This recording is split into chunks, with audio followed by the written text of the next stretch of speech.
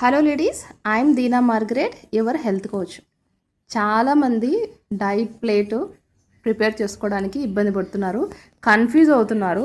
అందుకే ఇవాళ నా మీల్ ప్లేట్తో మీకు నేను ఒక రెఫరెన్స్ లాగా మీకు ఒక గైడెన్స్ ఇద్దామని చెప్పి చిన్న వీడియో తీస్తున్నాను. చాలామంది చేసే మిస్టేక్ ఏంటంటే రైస్ క్వాంటిటీ కర్రీ క్వాంటిటీ కన్నా తక్కువ ఉండేలా చూసుకోండి. అందరూ రైస్ క్వాంటిటీ ఎక్కువ పెట్టుకొని కర్రీ తక్కువ తీసుకుంటున్నారు. అలా చేయొద్దు. ఇది 100 grams రైస్. 100 grams రైస్ అంటే ఈ పోర్షన్ వస్తుంది.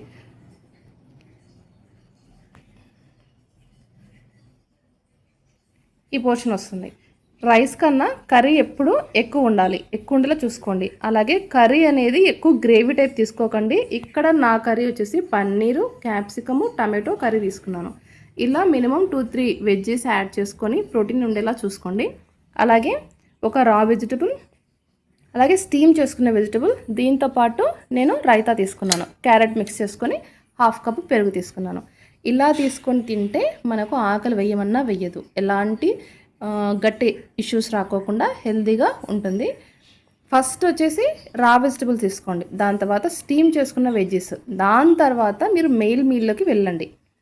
అన్నము కర్రీ కలుపుకొని తీసుకోండి, దాని తర్వాత లాస్ట్గా పెరుగు తినండి.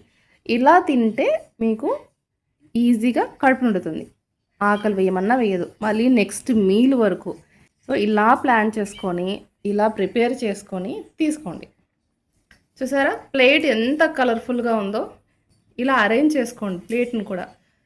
మన కంటికి అనేది ఇంపుగా ఉంటుంది, ప్లేట్ నిండుగా ఉంటుంది, ఎక్కువ తింటున్నామో అన్న సాటిస్ఫాక్షన్ వస్తుందన్నమాట. ఒక్కొక్కటి సింగిల్గా పెట్టుకొని తీసుకోకండి. అలాగే నాకు పిక్ తీసేటప్పుడు ఇలా అన్నీ ప్రాపర్గా అరేంజ్ తీసుకొని పిక్ తీసి పెట్టండి. మీరు ఏం తింటున్నారు, ఎంత తింటున్నారో నాకు ఖచ్చితంగా తెలియాలి. తెలిస్తేనే నేను మీకు ఫర్దర్ డైట్స్ అనేవి ఇవ్వడానికి నాకు ఈజీ అవుతుంది. సో ఇవి గుర్తుపెట్టుకోండి. మీల్ ప్లేట్స్ ఖచ్చితంగా నాకు పిక్స్ చేసి పంపించాలి. అలాగే ఈ విధంగా ప్లాన్ చేసుకోండి. హెల్తీగా తింటూ వెయిట్ లాస్ అవ్వండి. All the best.